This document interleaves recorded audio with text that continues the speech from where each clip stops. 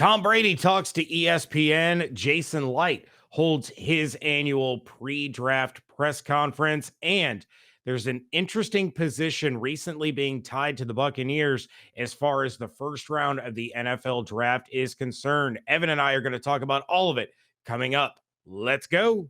You are Locked On Buccaneers, your daily Tampa Bay Buccaneers podcast, part of the Locked On Podcast Network, your team every day.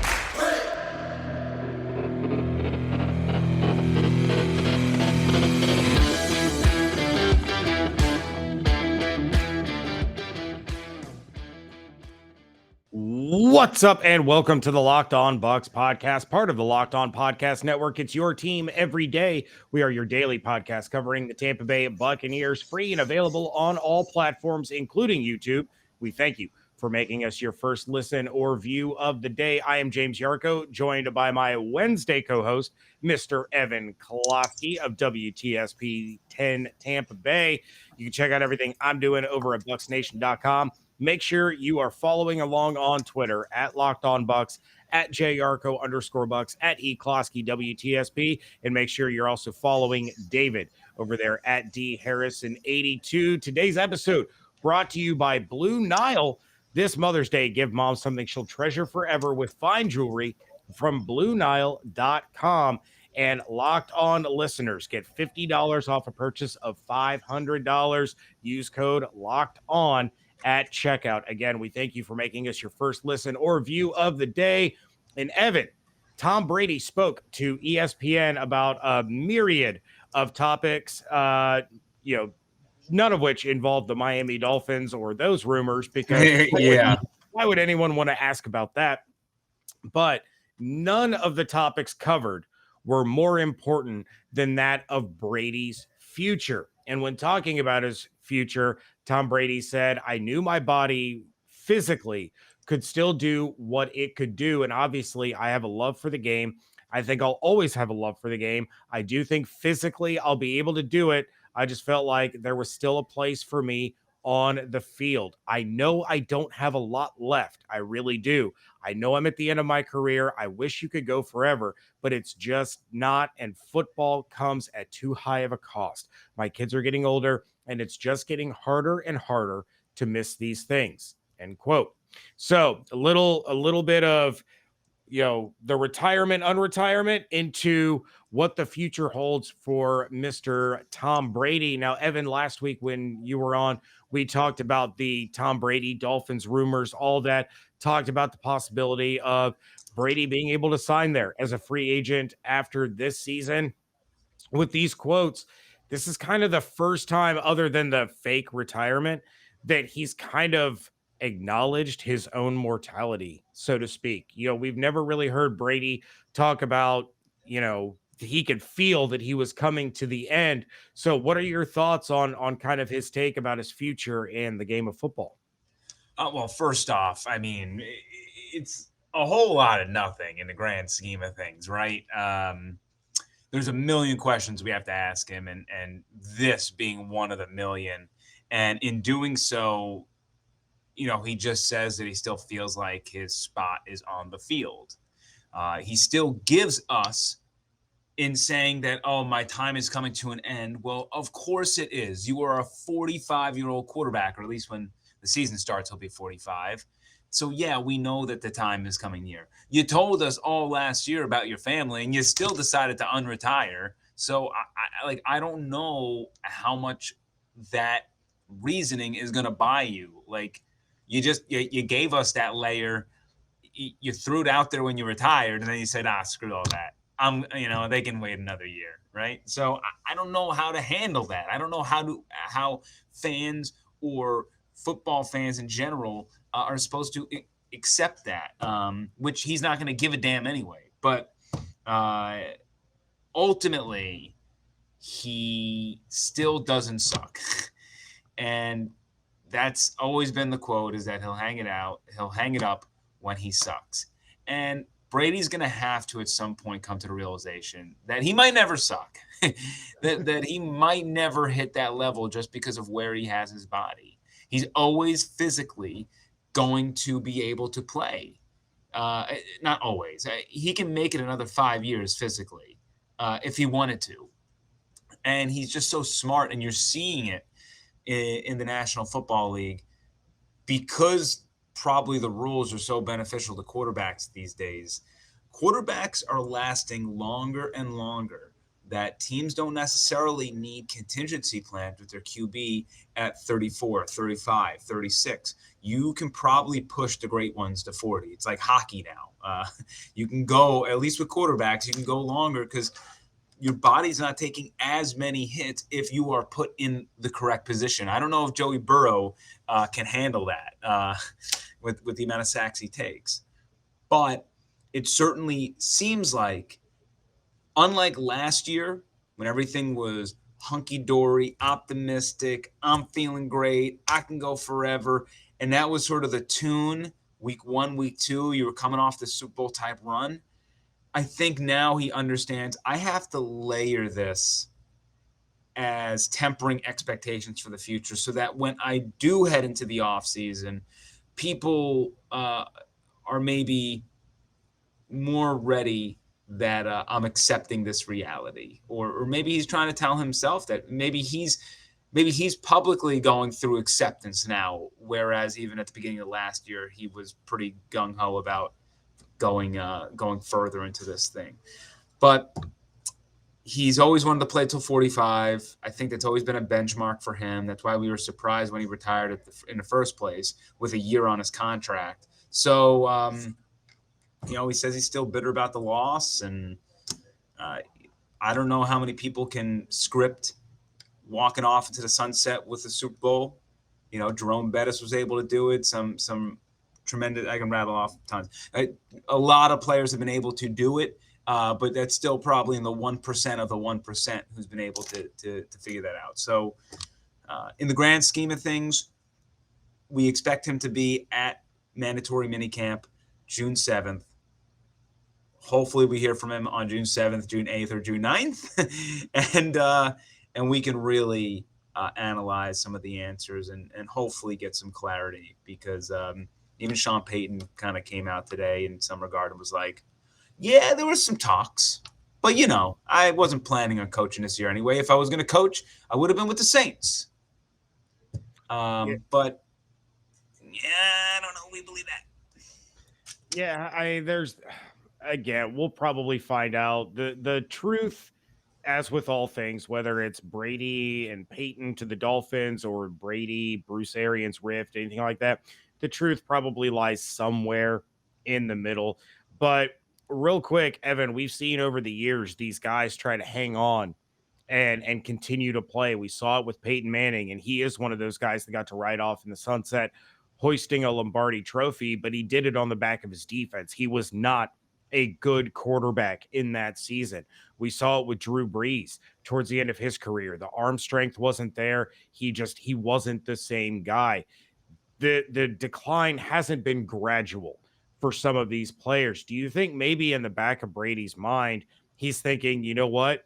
I think I still got it. If I didn't think I still had it, then I wouldn't come back in the first place. But maybe, just maybe, it's not going to be there for me the way that it was last year. And maybe I need to try to start to prepare people for that possibility.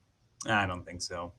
This guy is wired differently than anybody who's listening or what we can say, or even some of his teammates can understand. The guy is he believes he's the best player in the world. And he just threw for the most yards in the National Football League. He was second in MVP voting.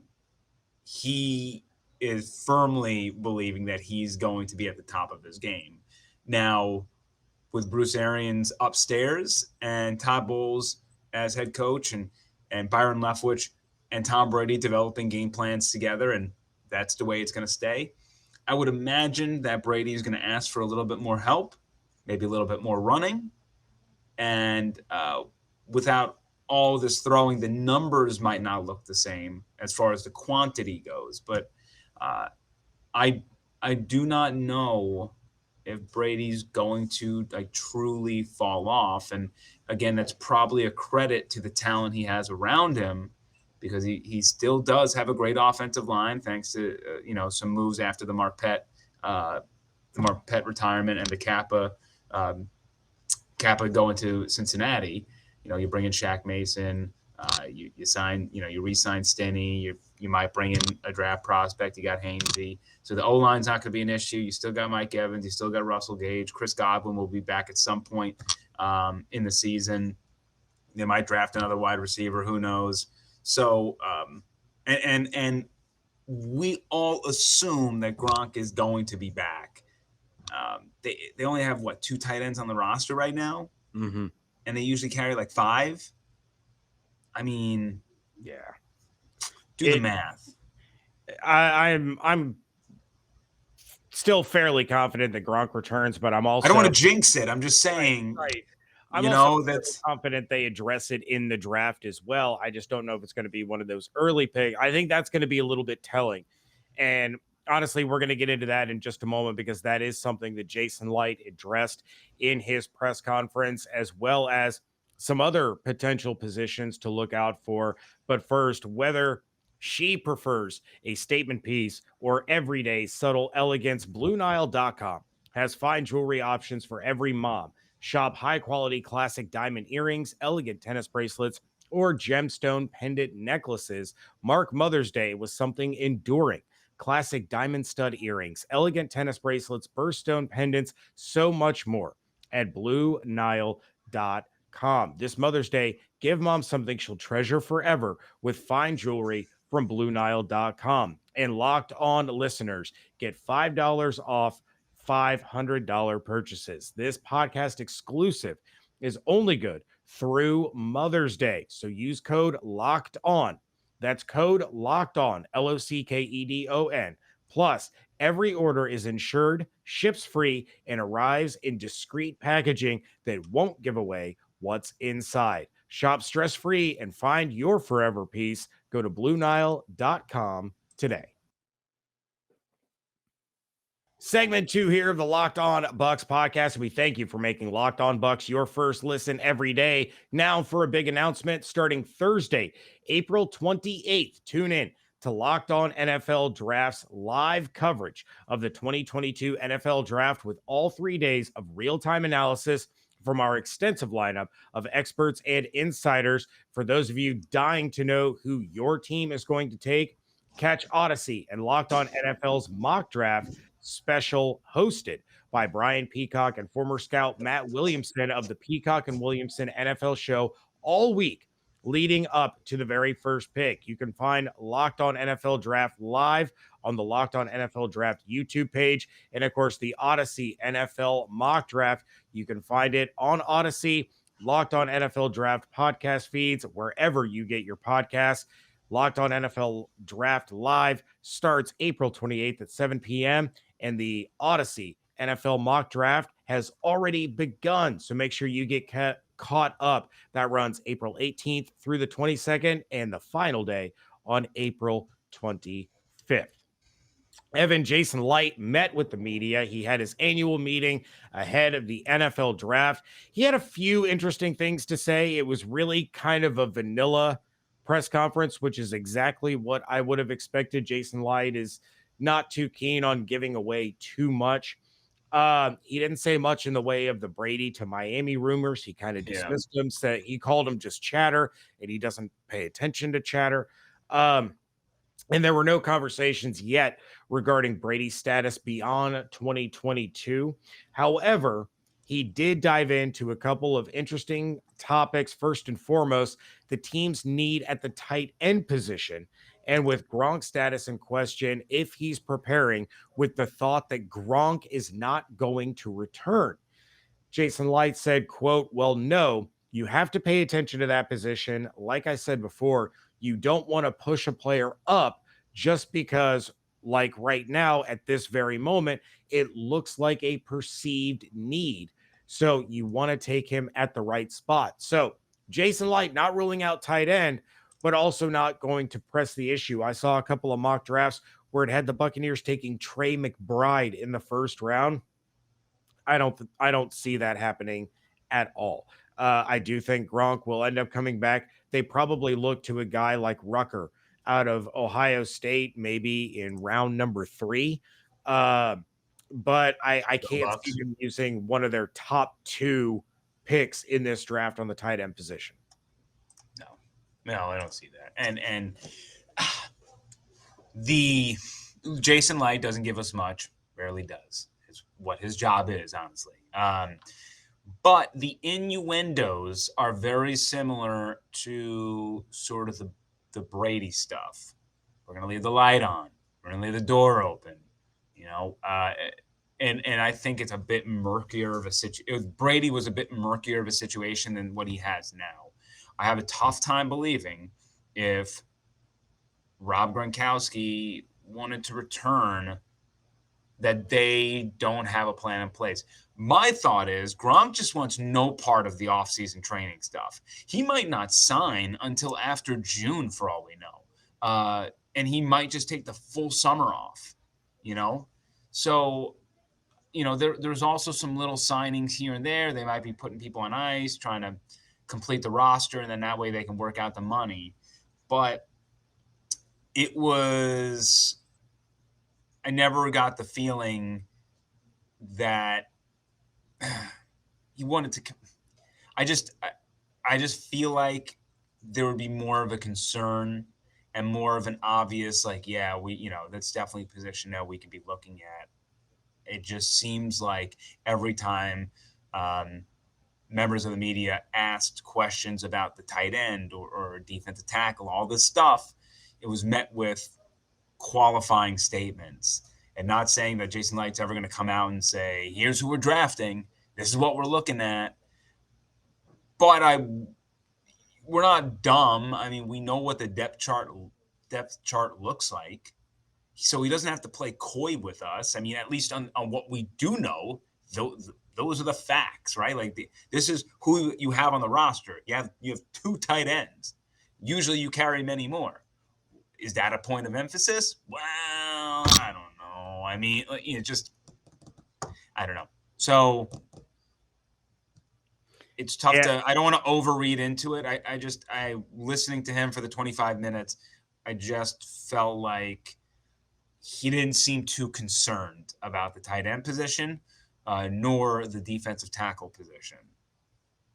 Yeah, and I think draft weekend is going to be pretty telling as to kind of how they see things shaking out. Obviously, if tight end does become one of the primary targets for them, maybe they aren't so confident that Gronk returns, or they feel that they have to have another playmaker at that position. And I already spoke last week about my conspiracy theory that they already know that Gronk and Sue are coming back. There's already kind of a wink, wink, nudge, nudge, handshake agreement. And they're just not going to tip their hand by announcing those deals before draft weekend. They want to keep people guessing. And something else that Jason Licht did speak about that I thought was timely, given what else we are going to talk about on this episode, is his thoughts on the secondary. And when he was asked about the secondary, Licht said, quote, well, we're healthy. Right now we're healthy, so we want to keep it that way. We had a lot of these young guys play very well 2 years ago when we won the Super Bowl, and I don't think that talent went away. So we're healthy now. We've added players like Logan Ryan and Keanu Neal that we're excited about bringing some veteran leadership back there. I think we're in good shape. Someone followed up and asked if the addition of Keanu Neal prevented them from drafting a safety. One word answer, no. So what are your thoughts on the way this secondary is kind of shaping out? And, a lot of fans, a lot of pundits, a lot of mock drafters, they're looking at corner as a need. They're questioning the loss of Jordan Whitehead. So how do you feel about the secondary? How do you feel about Keanu Neal coming in to work that back end? Well, I love Keanu Neal. He's got to stay healthy, but this is a guy that wanted to come here. He grew up 45 minutes away. He says that Todd Bowles is a guru and really wanted to play with Todd Bowles, loves his system and what he does. I mean, Dallas kind of made him into a pseudo linebacker and my guess is he wanted to go back to his more natural position. I mean, you have two veterans back there, which is great. You definitely do want to get a little younger, though, and it would behoove the Bucs when you think about long-term, short-term being quality depth, long-term thinking about quality starter. These guys aren't going to be around forever. They're on short-term deals, and to learn from veterans like that, that's important. That's going to help them out and your organization out to just feed them sort of that knowledge and the stuff that like Kyle Trask is learning right now from Brady is invaluable. Whether he becomes a decent quarterback in his league or not is another thing. But bringing somebody in makes a lot of sense because one thing that does worry me and I'm sure a lot of fans is the depth. I mean, when they got injured last year, it's a bit concerning, and the depth took a little bit of a hit. Not as big as we thought because they replenished a little bit, but they definitely, think about it. What happens if Carlton Davis goes down, Sean Murphy Bunting, one of those safeties? They have backups, but they need to replenish and they need to build for the future in that side. So, for me, like I don't think it'd be a bad move to go first round corner or any sort of DB for that matter, because there is a high probability somebody's getting injured throughout the year, and that player is going to have to step up and play. Well, we are going to talk more about that secondary and the draft, more specifically the safety position, in just a moment. But first, Evan, have you tried Built Puffs? Because if you haven't, you're missing out. Puffs, of course, are the first ever protein-infused marshmallow. They're fluffy, they're marshmallowy. They're not just a protein bar. They are a treat covered in 100% real chocolate. They're a fan favorite with incredible flavors like brownie batter, churro, coconut marshmallow, banana cream pie, and all Built bars, the Puffs and the OGs, are covered in 100% real chocolate. They're low calorie, high protein. Replace your candy bar with a Built bar, and you're going to thank yourself because not only are they better for you, but they're also great tasting. Most Built bars contain 130 calories, 4 grams of sugar, 4 net carbs, 17 grams of protein in a Built bar. They're all about taste. If they think a flavor is going to be good, they're going to go ahead, they're going to make it, then they're going to figure out how to make it healthy for you. Go to Built.com, use promo code LOCKED15, and you're going to get 15% off your order. Again, promo code LOCKED15 for 15% off at Built.com. Wrapping things up here on a Wednesday edition of the Locked On Bucs podcast. James Yarcho, Evan Klosky on Twitter at JYarcho_Bucs, at eKlosky, WTSP. And there's a recent trend among mock drafters, Evan, where they are linking safety to the Bucs in the first round. The latest comes from NFL Network and Good Morning Football's Peter Schrager, who has the Buccaneers taking Michigan safety Dax Hill at 27, even with Devontae Wyatt still available on the board. Other people have linked Lewis Cine out of Georgia to the Buccaneers. Most recently, our very own Locked On NFL Draft podcast, Eric Crocker, mocked Cine to the Buccaneers. So this tells me that a lot of people outside the building don't really believe in Neal's ability to step in and play at the same level as Jordan Whitehead. Light also said that the Keanu Neal move doesn't prevent them from drafting a safety next week. What do you make of the recent ties between the Buccaneers and taking a first-round safety? Yeah, I mean, it would be a little bit surprising, but again, when you think about just how this organization is going to stay afloat year after year after year and continuing the cycle, Antoine Winfield Jr. is going to get paid down the line. They just let Jordan Whitehead walk, and he was a much smaller number than what Antoine Winfield Jr. is going to command. So, you might be thinking about that. Again, I have a tough time believing drafting a safety in the first round is a short-term play. It makes sense from a long-term picture that they would need somebody to fill some holes in a year or two and step into that. I would be surprised. They know a lot more than I do. I just feel like there's greater needs depth-wise, and that you can probably attack safety next year. I don't see what you have to do it this year.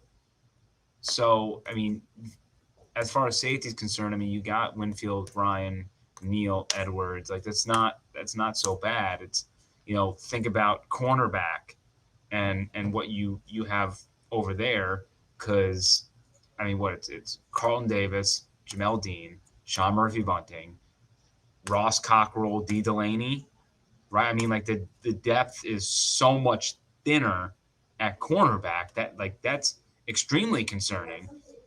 And not to mention, I believe, I know Sean Murphy-Bunting's on the last year of his contract, but I believe Dean is too. Yeah. So that seems like a glaring issue looming. And I think that's kind of the wrench that gets thrown into this, right? Is that Logan Ryan himself is not a true safety. He's a guy that can come down and play the slot corner. He's a guy that can play on the outside. David and I have often referred to him as the Swiss Army knife because he can play all over the defense. So that leads into the question of, okay, well, yeah, they have Logan Ryan, but is that really safety depth? Because he is kind of all over the place. And Dax Hill in this particular mock is a player that I really, really like. I just didn't think to tie him to the Bucs, but he's similar to Logan Ryan in that way, right? Like he can come down, he can play corner, he can play free safety, he can play strong safety, he can blitz from the edge, he can kind of do it all. So imagining him in Todd Bowles' defense is awesome. But does that, as you pointed out, truly help your cornerback depth? And I don't think it does. I think that gives Antoine Winfield Jr. like his long-term tag team partner, but it's these hybrid players that the Buccaneers are bringing in now. If Hill were to be the pick, and so it's like, well, you're good here now, and you're kind of good over here, but if he goes down, well, now you're hurt at two spots.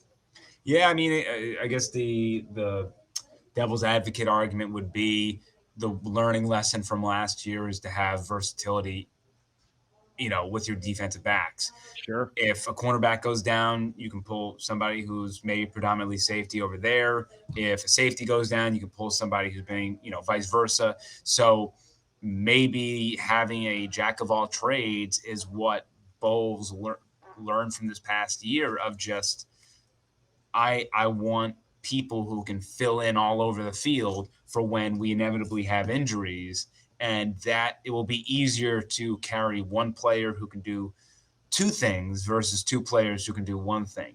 And I think that's where kind of like Ross Cockrell started out last year when he was hot out of the gates, and then that star faded after a few weeks, or after a handful of weeks. He had a good run for the first half of a good portion of the first half before we never saw him again. But that was sort of, they always talked about the versatility with Ross. So from that element and from what Bowles likes, it makes sense if they absolutely love that person. It just, Yeah, so basically the starting defense, you got Vita Vea, Tryon Shoyinka, Barrett, Devin White, Levante David, Carlton Davis, and 5 safeties. Let's make it well. Safeties-ish. Yeah, five hybrids. 5 hybrids. Yeah. That's just what they're going to be now. Yeah. So, all right. Well, real quick before we get out of here, I have to remind all of our listeners, or if you didn't catch yesterday's episode, we are doing a giveaway, and it's pretty easy to enter. You got to send us a DM on Twitter at Locked On Bucs. You got to send us an email, lockedonbucspodcast@gmail.com, or give us a call and leave us a voicemail at 813-444-5841.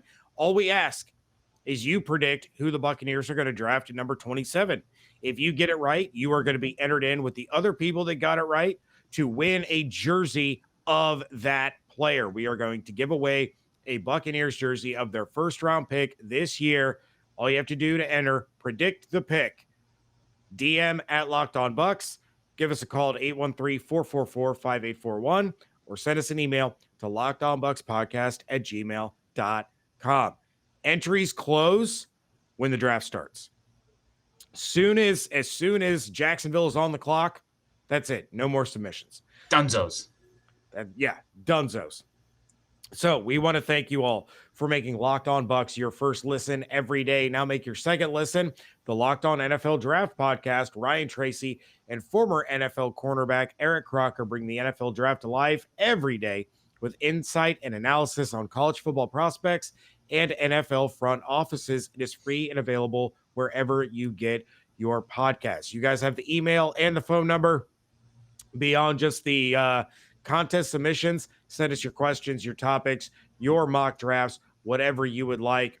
David and I will talk about it. David will be back tomorrow on his solo episode. But for Evan Klosky, I am James Yarcho. And until we speak again, make sure you are following along on Twitter at Locked On Bucs, at JYarcho_Bucs, at EKloskyWTSP, at DHarrison82. Hope you all have an absolutely outstanding day. Stay safe, stay healthy, wash your hands, be good to one another, fire the cannons. We thank you so much for joining us right here at Locked On Bucs.